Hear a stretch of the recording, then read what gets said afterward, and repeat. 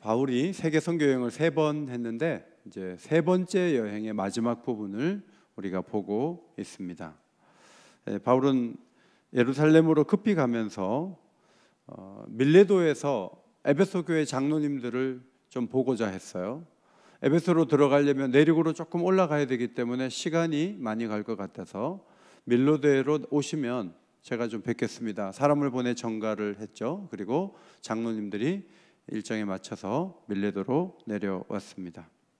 바울은 처음에는 6월절을 예루살렘에 가서 보내려고 했는데 자기를 해치려는 사람들이 있다는 정보를 입수하고 내가 육로로 가면 안 되겠다, 내가 배를 타고 가야 되겠다 하고 생각을 바꾸게 되었습니다. 그래서 빌립보에서 6월절을 보냈습니다. 지도를 보시면 드로아 아소를 거쳐 배를 타고 미둘렌의 사모를 거쳐 밀레도에 이른 것을 보게 됩니다. 오순절 전에 예루살렘에 도착하기 위해서는 에베소에 들어갈 시간이 없어서 좀 내려오라 그랬는데 장로님들 몇 분이 내려오셨습니다. 이제 그분들에게 작별 인사하는 것이 사도행전 20장의 말씀입니다. 이 말씀을 잘 보면 전체적으로 오늘 읽지 않았지만 사도 바울 선생님이 이 사도께서 굉장히 자기 얘기를 많이 하는구나, 그것을 알 수 있어요. 자기가 어떤 태도로 어떤 마음가짐으로 교회를 섬겨왔는지, 또 예루살렘으로 가는 길에 자기가 목숨을 걸고 지금 움직이고 있다, 이런 얘기를 합니다.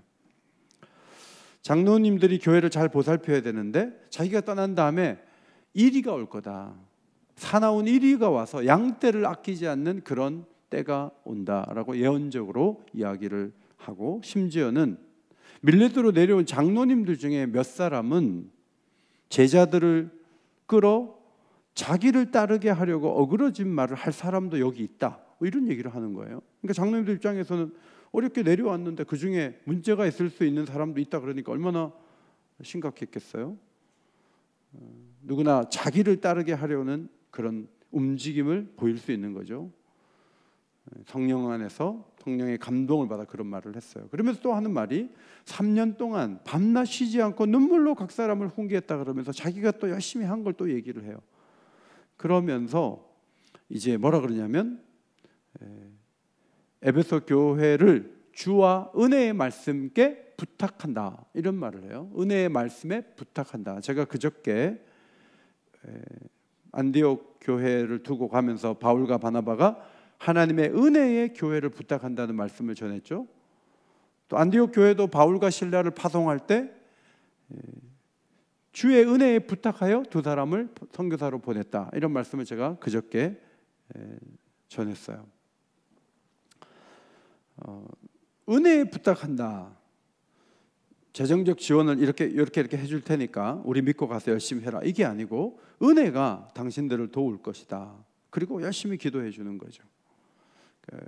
교회는 은혜에 의해 되고 선교지도 은혜에서 돼요. 저희가 성가을 교회를 개척하고 이제 우리 교회가 전도대를 갔는데 전도대가 거기서 한 분을 전도했는데 그분이 성가을 교회 장로님이 되셨어요. 그리고 임직식을 하는 거예요. 몇 번의 임직식을 계속 불러서 저도 갔다 왔는데 그 성가을 교회 담임 목사님을 잘 아시는 그 목사님이 우리는 한 100여 명 가까이 띄워주고, 그리고 교역자도 몇 사람이 가고, 심지어는 예배당이 있는데 이제 건축을 해야 되고 다른 데로 가야 되는 예배당을 사가지고 몇억 원을 사가지고 예배당도 주고 사람도 주고 교역자도 줬는데 그 교회가 문을 닫았다는 거예요. 그러면서 저보고 어긴교회는 너무 귀한 사역을 잘 하셨어요, 그런 얘기를 하세요. 여러분 생각해 보세요. 예배당이 있도록 해주고 사람도 100여 명이 갔고 교역자도 몇 사람이 갔어요. 그런데 그 교회가 문을 닫았어요. 상상이 안 가는 일이에요. 미국의 남침내 교회 IMB라는 선교단체가 있어요. 그 선교단체는 선교사에 필요한 모든 것을 지원해요. 그러면 선교사가 노후 준비까지 다 끝내주는 거예요. 그거는. 그런데 그 IMB 선교사도 선교지 가서 죽을 쓸 때가 많아요. 오늘 사도행전의 이 말씀들을 잘 보면 어떤 제도와 조직의 미래를 맡기지 않아요. 교회의 미래는 철저히 하나님 손에 달려있다는 이 고백 속에서 1세기의 교회가 퍼져나갔다는 것을 누가가 아주 상세하게 적고 있는데, 오늘 우리가 읽은 본문 말씀도 장로님들한테 맡기겠습니다, 그러지 않아요. 교역자들에게 맡깁니다, 그런 말도 없어요. 그 은혜의 말씀에 부탁하노니, 그 말씀이 성도들을 견고하게 하고 기업이 있도록 그 말씀이 그들을, 에베소 교회를 이끌어간다, 이런 말씀을 하고 있는 것을 보게 됩니다. 말씀에 부탁한다라는 헬라어 단어는 파라티뎀이라는 단어예요. 파라라는 말은 곁에라는 말이고요, 티데미는 둔다는 말이에요. 그래서 교회를 말씀 옆에 둔다, 이런 의미예요. 주와 말씀의 곁에 두어서 맡긴다, 그런 말이죠. 자, 이것이 이 말씀에서 어떤 의미인가를 몇 가지로 정리해서 말씀드리고자 해요. 첫째로, 말씀에 부탁한다는 것은 말씀을 전한 바울에 대한 존경과 신뢰와는 떨어질 수 없는 일이에요. 말씀에 부탁한다고 해놓고 앞에 문장 뒤에 문장 쭉 읽어보면 바울의 자기 변명이에요. 자기가 막 겸손하게 했고 최선을 다하여 했었고 3년 동안 눈물을 흘리면서 했고 뭐 개인적인 이득을 취한 적도 없고 뭐 자기 변명 같은 얘기들이 너무너무 많은 거예요. 그래서 이 20장을 읽어보면 바울이 지금 장로님들 데려다 놓고 자기 변명하고 있네? 이거 뭐 하는 거지?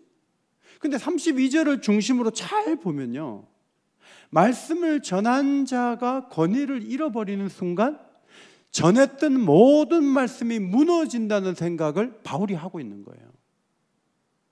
말씀을 전하는 자는 나는 무시해, 나는 말씀은 귀해, 우리는 그게 양립할 수 있다고 생각하지만 3년 동안 에베소에서 말씀을 전한 바울의 권위와 바울의 어떤 위상이 꺾어지면서 바울이 그동안 전했던 모든 말씀도 다 무위로 돌아간다는 위기의식이 이 사도에게 있었다는 것을 우리는 발견하게 돼요.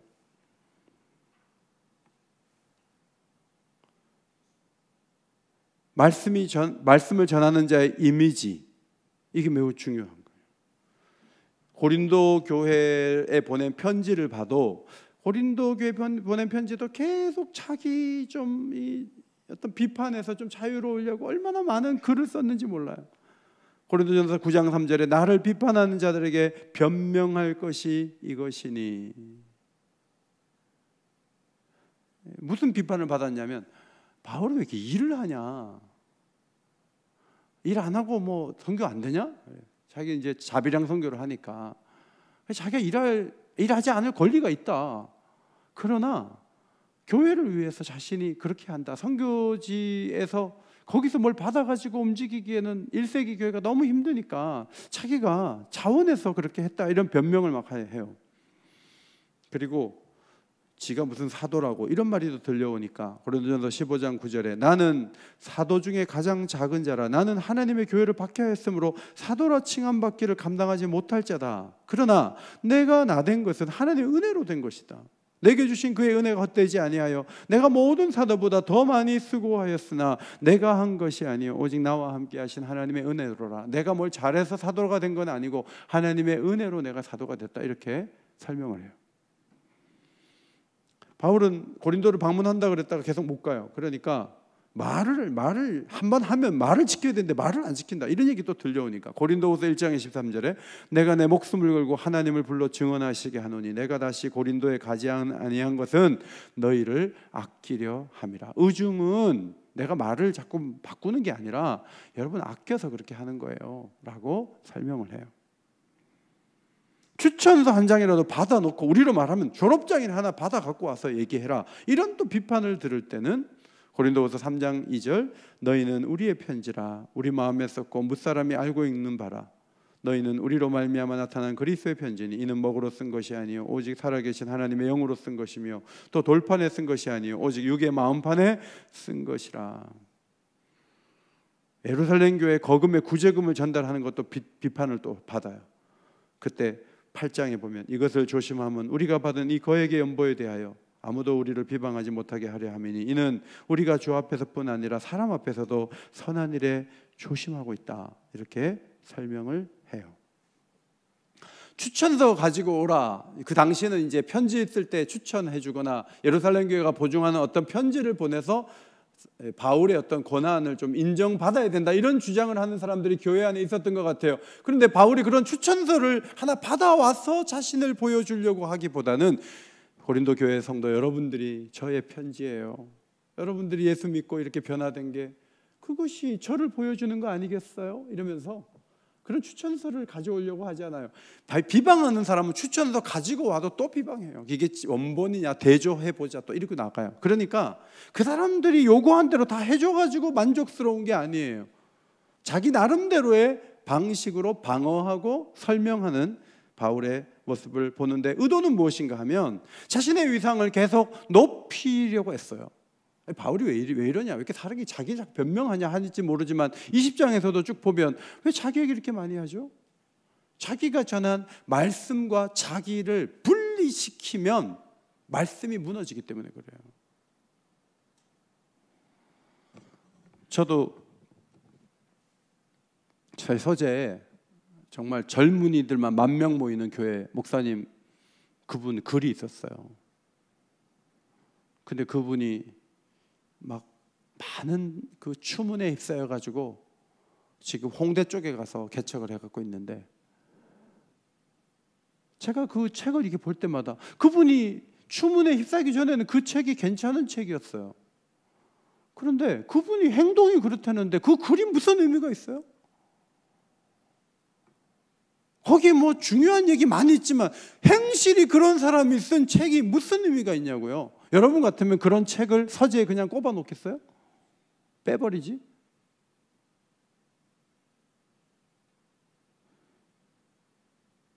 말씀을 전하는 자의 위상과 말씀의 권위는 같이 가는 거예요.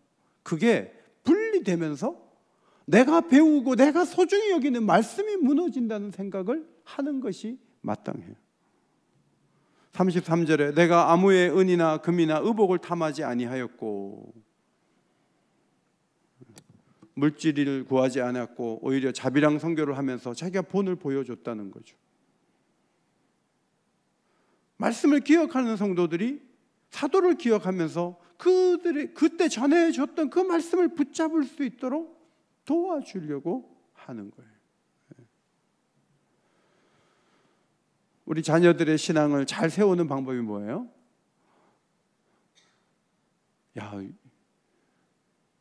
초등부터 전사님 새로 오셨는데 사람이 진실하더라, 너무 좋더라. 그러면 초등 아이가 그 얘기 들으면 어른들이 그러는데 우리 전사님이 너무 좋대. 그럼 애가 마음을 활짝 열 거예요. 그런데 어느 부서의 부모가 그 사역자의 막 단점들을 식탁 자리에서 막 얘기를 한다. 그럼 애는 말씀 사역자의 이미지가 다 훼손된 상태가 있기 때문에 절대로 말씀을 잘 받지 못해요. 이것이 같이 가는 거예요. 그래서 흠이 보일 때 어떻게 돼요? 덮어놔야 돼요. 왜? 전하는 말씀 사역을 위해서는 덮어주는 거예요. 그렇지 않으면 함께 무너질 수 있어요. 두 번째, 은혜의 말씀에 부탁한다는 것은 교회의 위기와 관련해서 나온 말이에요. 에베소 교회의 가장 큰 위기는 로마 당국이 아니었어요. 칼이 아니었어요. 바울이 보기에 에베소 교회는 큰 위기가 올 건데 사나운 이리들이 득실거린다는 거죠. 그리고 교회에 들어와서 양떼를 아끼지 않을 거다. 여러분, 우리가 있는데 이 우리 안으로 사나운 이리가 들어와 있는 상태를 염두에 두는 거예요. 그러니까 굉장히 큰 위기가 앞으로 온다는 것을 말씀하고 있는 거죠. 원수 마귀는 교회를 파괴하여 하나님 뜻이 교회를 통해 이루어지는 것을 막으려는 다양한 전략을 내놓죠.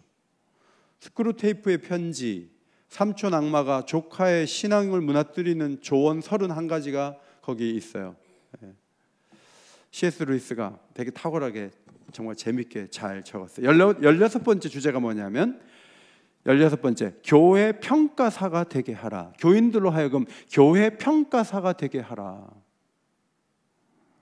사탄이 교회를 다니지 못하게 하는 전략이 먹히지 않으면 자선책으로 이 교회 저 교회 찾아다니면서 교회 감별사나 교회 감정사가 되게 만들라.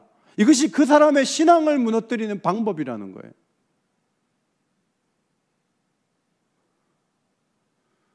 제가 부산에 가서 그 미래학자 한 사람 강의를 재밌게 들었어요. 아주 유익하게 들었어요. 근데 저는 조금 마음에 동의가 잘 안 됐어요. 몇 가지가. 그래서 얼마 전에 또 같은 일을 하는 목사님한테 나 그 강의에 대해서 조금 점수를 주기 어렵다 그랬더니 그 목사님 대뜸 저한테 이렇게 얘기했어요. 그 미래학자는 우리 분야에서 뭐라고 얘기냐면 양복이면 무당이라고 얘기한다는 거예요. 왜 그렇게 얘기하냐 그랬더니 그 사람은 남이 만들어 놓은 그 어렵게 힘들어서 돈을 들여가지고 다 앙케이트 조사하고 하면 그 자료를 쏙 가지고 빼가지고 자기 이론을 만든다는 거예요. 그리고 책을 파는 데 관심이 많다는 거예요. 그건 양복이 무당에 불과하다. 막 그런 얘기를 해서 저도 깜짝 놀랐어요. 여러분, 교회를 평가하는 사람은 굉장히 수준이 높을 것 같아요. 그런데 원수마귀의 전략 가운데 하나가 교회 평가사는 자기 편이에요. 그들의 냉정한 평가가 교회를 위하느냐? 그렇지 않을 가능성이 굉장히 높아요. 이런 평가가 있기 전에 C.S. 루이스는 오래전의 사람이에요. 근데 거기 보면은 여성들이 임신을 하지 않는 그런 얘기도 나와요. 스크루 테이프의 편지 가운데. 미래를 이렇게 보고 그 글을 적은 거예요.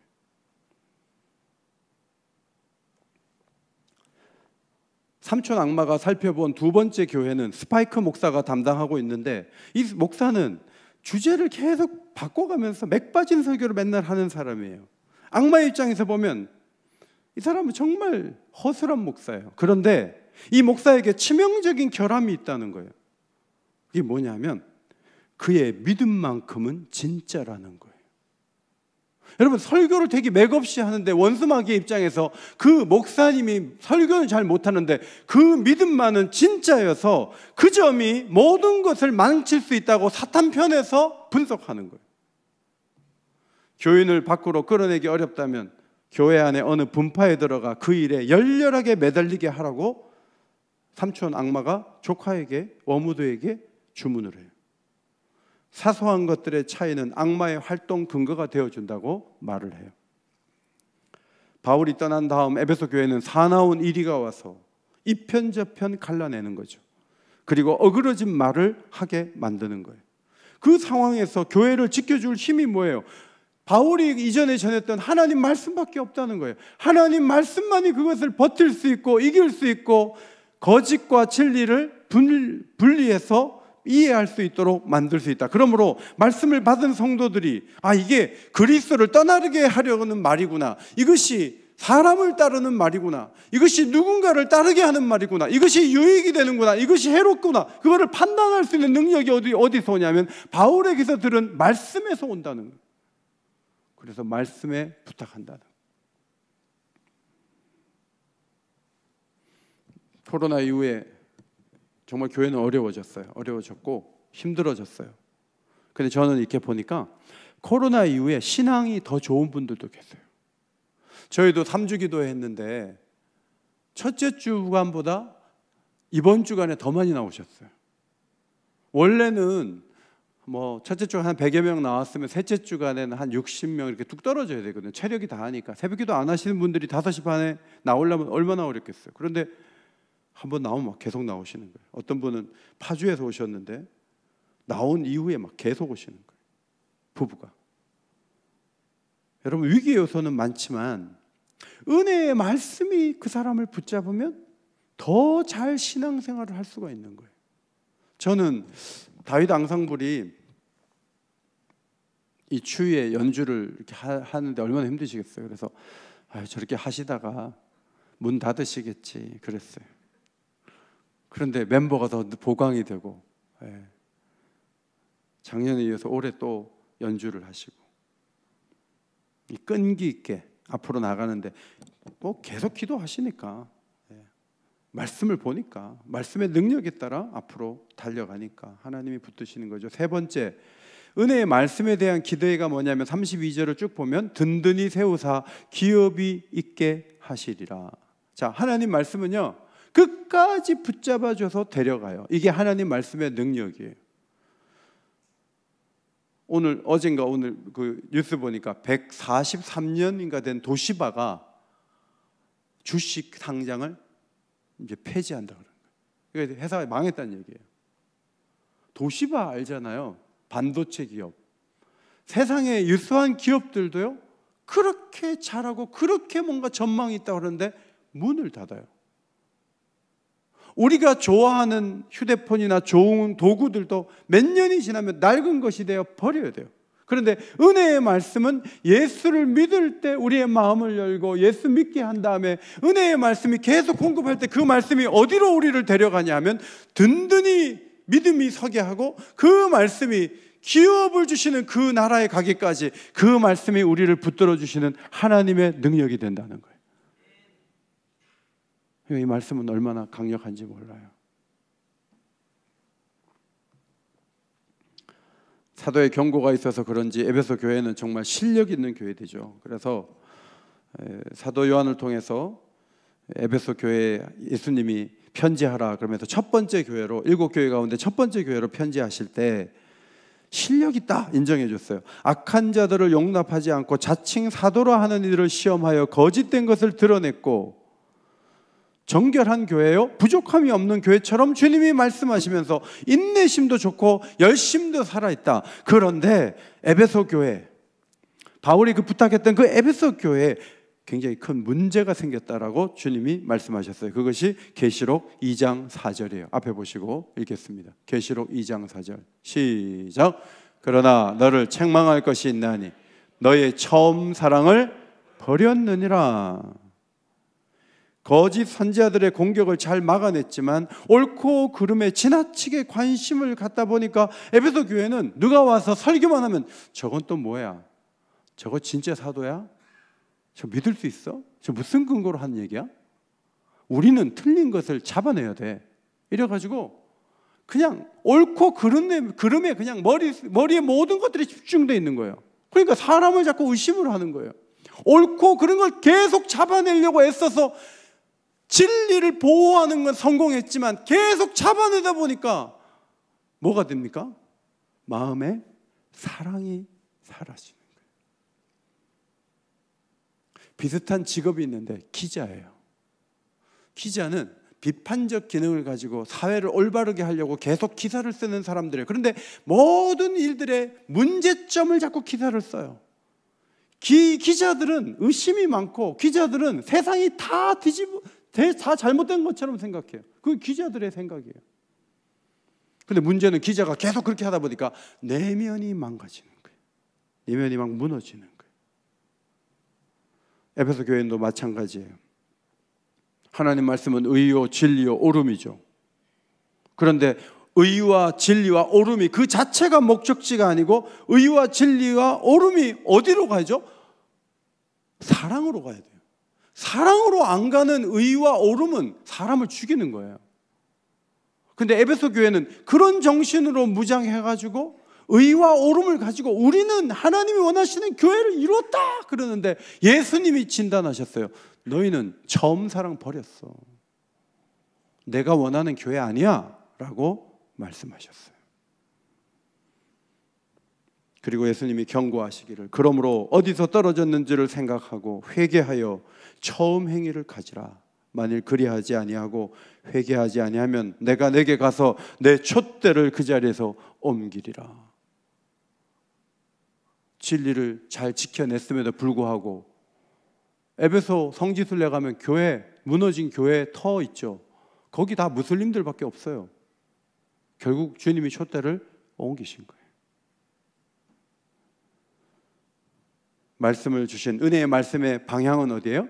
최종적인 목적지가 어디예요? 사랑의 자리예요. 옳은 게 아니에요. 사랑의 자리까지 가도록 교회를 이끌려고 은혜의 말씀을 주셨어요. 그런데 그 말씀을 가지고 옳은 것만 추구했어요. 그리고는 냉랭한 사람이 됐어요. 조지 뮬러, 하나님을 신뢰하라. 하나님 말씀은 결코 헛되이 돌아오는 법이 없다. 이런 말을 남겼어요. 하나님이 세상을 이처럼 사랑하사 독생자를 주셨으니 이는 저를 믿는 자마다 멸망하지 않고 영생을 얻게 하려 하심이라. 이 말씀을 읽고 조지 밀러는 예수님을 영접했어요. 그리고 구원하신 하나님의 사랑에 붙잡혀 평생 주님의 일꾼이 되어 살았어요. 조지 밀러는 고아의 아버지인데, 조지 밀러가 고아의 아버지가 된 것은 시편 68편 5절 때문이에요. 하나님은 고아의 아버지시며 이 말씀을 읽고 소명으로 받아들였어요. 하나님께서 가난하고 불쌍한 고아들의 아버지심을 깨닫고, 그러면 고아의 아버지라면 내가 고아들을 위해서 기도하면 하나님 필요한 거 주시겠네 하고 하나님 앞에 기도했던 거죠. 그리고 놀라운 고아원을 운영을 했던 거죠. 시편 81편 10절을 보면서 내 입을 크게 열라 내가 채우리라, 이 말씀을 보면서 브리스톨의 애슐리 타운에서 세계에서 가장 큰 고아원을 조지 뮬러가 세웠어요. 그리고 66년 동안 15만 명의 고아들을 보살폈어요. 그는 성경을 읽고 기도하는 시간을 많이 가졌어요. 제가 어제가 말씀드렸죠. 소사 가이치, 그분도 95세, 조지 밀러도 90세 이상 살았어요. 고아들을 먹여 살린 사람들은 진짜 오래 살아요. 여러분도 혹시 오래 살고 싶으면 고아원을 하나 경영을 하면 하나님이 오래 살도록 하실지도 몰라요. 조지 밀러는 성경을 읽고 기도하는 시간을 많이 가졌어요. 말씀의 꼴을 풍족하게 먹으면서 영혼이 살쪘어요. 그리고 하나님 말씀 붙잡고 기도하는 일을 통해 놀라운 안목을 가지고 있으면서 기쁘게 사역하면서 사랑을 나누었어요. 그리고 그는 위대한 믿음의 사람이 되었어요. 은혜의 말씀을 우리에게 주셨잖아요. 이 말씀이 우리에게 큰 힘이 되기 위해서 첫 번째, 말씀을 전한 자와 말씀을 한쪽 방향에 둬야 돼요. 제가 목회하면서 말씀을 전하는 자를, 그러니까 한국 교회가 문제라고, 저보고 문제라고 얘기 안 하는데 한국 교회가 문제이기 때문에 목사님도 문제일 가능성이 매우 큽니다. 자, 이렇게 말하는 사람들은 말씀을 제대로 받지 않아요. 대부분 그랬어요. 말씀의 권위와 말씀을 전하는 자의 권위를 분리시켜 놓고 어떻게 말씀을 받겠어요? 정상적이지 않아요. 한쪽 방향에 두는 게 마땅해요. 선생님들의 교권이 추락되는데 어떻게 우리 아이들이 학교에서 제대로 된 교육을 받을 수 있겠어요? 이게 다 맞물려 있는 거예요. 그래서 말씀을 전하는 자와 말씀을 한쪽 방향에 둬야 돼요. 이것이 은혜의 말씀을 따라 살아가는 첫 번째 비결이에요. 두 번째, 거짓된 가르침을 막아낼 수 있는 것은 은혜의 말씀밖에 없다는 거예요. 과거에 전해준 말씀은 기억 속에 있겠죠. 그리고 계속 말씀을 공급받겠죠. 이것으로 분별도 가능하고 이 말씀이 내 안에 들어와서 막 움직이는 거예요. 묵상하는 말씀이 움직이고 설교를 듣고 움직이고, 이 말씀이, 그래서 기도하러 왔는데 설교를 길게 듣는 이유는 뭐예요? 말씀이 내 안에 들어와서 나로 하여금 기도할 수 있는 힘을 주는 거예요. 그래서 우리가 말씀을 먼저 듣는 거예요. 그러니까 말씀의 중요성은 너무너무 커요. 세 번째, 교회의 사명은 오름과 풍성한 사역, 그 위에는 사랑이 있다는 걸 기억해야 돼요. 사랑을 저버리면 오름도 의미가 없고 그 위에 많은 사역도 의미가 없어요. 사랑하지 않으면 아무것도 아니에요. 가장 중요한 것은 사랑하고 있는가? 내가 한 영혼을 사랑하고 있는가? 내가 내 아내를 사랑하고 있는가? 내가 내 자녀들을 사랑하고 있는가? 내가 이 교회를 정말 사랑하고 있는가? 그게 너무너무 중요해요. 사랑과 자기 희생으로 가지 않는 슬로우건은 모두 이론에 불과해요. 이론으로 안 되는 일이 우리 주변에는 너무 많아요. 긴 시간을 두고 보면 알아요. 오늘도 우리에게는 하나님 말씀이 있어요. 이때까지 배운 말씀이 다 우리의 자산이에요. 우리의 인격, 우리의 삶에 이렇게 쏙 스며들어 있어요. 소망은 그 말씀이 움직일 때 우리도 달라지고 교회도 달라진다는 사실이에요. 저는 우리 옥인교회가 은혜의 말씀이 움직이는 교회가 되기를 주의 이름으로 축원합니다. 은혜의 말씀이 움직이면 소망이 있는 거예요. 기도 제목 3가지 말씀드려요. 첫 번째, 말씀의 권위를 인정하도록. 두 번째, 잘못된 판단을 잘 구분해야 돼요. 지금은 정말 혼란한 세상이에요. 어떤 분이 사회학자인가? 어떤 강의 한 데 나와서 이러더라고요. 부부로 이렇게 산 시간은 얼마 안 됐고 옛날에는 일부 다쳐 또 한 여자가 많은 남자하고 살고 많은 남자가 한 여자하고 살고 뭐 이렇게 복잡한 세상을 하다가 최근에 와서 부부가 됐다는 거예요. 그러니까 여러 사람하고 이렇게 같이 막 살고 성적으로 문란한 거는 문제가 안 된다는 그 이론을 그렇게 깔아버려요. 그러니까 그 얘기를 듣고 난 다음에 자기 아내만 사랑하고 자기 남편만 사랑한 건 얼마나 헛된 얘기가 되겠어요. 그런데 우리는 성경을 보면서 아담과 하와를 보잖아요. 이는 내 뼈 중에 뼈, 살 중에 살이로다. 부부의 이 깊은 이 오묘한 관계를 하나님이 천지를 만드시고 사람을 만들 때 처음부터 이렇게 됐다는 걸 우리는 성경에서 배우는 거예요. 성경을 배우지 않으면 남자와 남자가 사는 거예요. 그것이 정상적인 사회처럼 되는 거예요. 하나님 말씀이 없으면 흔들릴 수밖에 없고 잘못된 길을 걸어갈 수밖에 없어요. 제대로 된 판단을 하려면 하나님 말씀에 붙잡혀야 돼요. 저와 여러분의 결심 가운데 하나는 새해 말씀을 더 집중해서 보는 거예요. 말씀을 더 깊이 보는 거예요. 아멘 할 때까지 말씀을 더 오래 보는 거예요. 말씀을 함께 묵상하는 거예요. 말씀을 따라 순종하는 거예요. 그러면 소망이 있어요. 세 번째, 은혜의 말씀이 우리를 사랑의 자리까지 이끌어가면 승산이 있어요. 에베소 교회처럼 옳은 교회는 됐는데 처음 사랑을 버렸다, 회개하지 않으면 촛대를 옮기겠다 하는 그런 경고를 듣는 것은 비극적인 거예요. 우리가 원하는 교회는 주님께 인정받는 교회예요. 방법은 은혜의 말씀에 부탁한 그것밖에 없어요. 말씀 곁에 있는 거예요. 말씀에 맡기는 거예요. 말씀대로 움직이는 거예요. 그러면 놀라운 교회가 될 수가 있어요. 구약에 비해서 신약은 너무 자유롭고 규정이 약해요. 그래서 구약의 많은 세밀한 이 법규들을 왜 다 걷어치웠냐? 구약은 참 구체적이거든요. 신약에 와서는 많은 이론들을 접어요. 그리고 성령의 일하심과 자유를 보장해요. 그리고 넉넉하게 교회를 섬기도록 하신 것이 하나님의 생각이에요. 말씀이 주는 이 감화력, 이 능력, 이것을 온전히 바라보고 이번 주간 사도행전에서 발견한 은혜의 말씀이 무엇인가를 살펴보는데 오늘 이 말씀이 우리 모두에게 능력이 되고 힘이 되기를 예수의 이름으로 축원합니다. 오늘 성탄 찬송만 계속 불렀는데 성탄 찬송 하나 더 부르겠습니다. 기쁘다 구주 오셨네. 이 찬양 한 번 더 하고 말씀 붙잡고 같이 기도하겠습니다.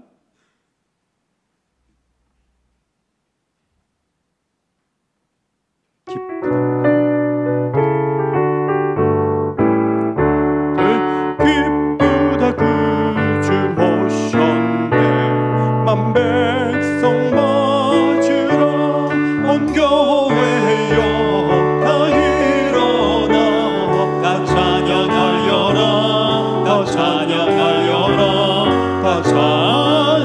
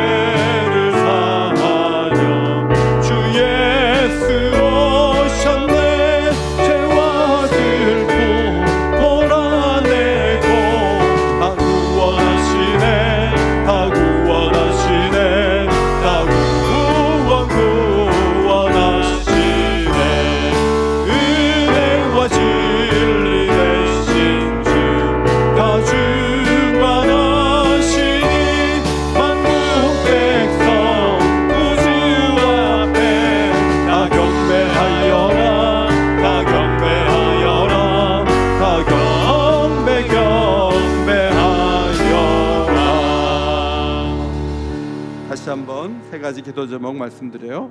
말씀의 권위를 인정하도록, 잘못된 판단을 구분하도록, 은혜의 말씀이 우리를 사랑으로 이끌어가는 그 자리에 나아갈 수 있도록 오늘 말씀을 기억하면서 합심해서 기도하도록 하겠습니다. 합심해서 기도합니다. 하나님 아버지, 감사합니다.